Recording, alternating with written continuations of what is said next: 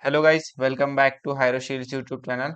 Today we will be looking into the problem undo that is present on Scilab, previously known as Pico CTF.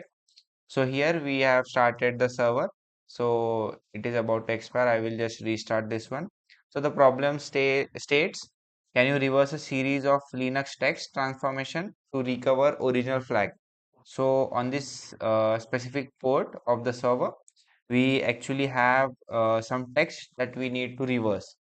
And if we click on hint, it says for text translation and character replacement, see the command documentation is given by them. So you can refer this one as well. So we will first move on to WebShell. So we will open our netcat server that we got from our statement. Here we have a flag. We already resolved it using normal method, but to be able to submit that, we need to resolve it on server as well.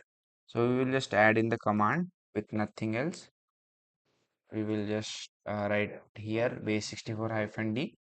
We have got this flag that we already have gotten. Then what we did, we just reverse that thing. So to reverse it, we will just use another Linux command, that is rave. So we will type in here rave. So here we can see current flag is here. Now we will just apply the last step, that was rotation. So to perform that, we have completed it reversion, right? So now to perform the rotation, what we will do, we will just get this flag and apply rotation, and we will paste our flag here.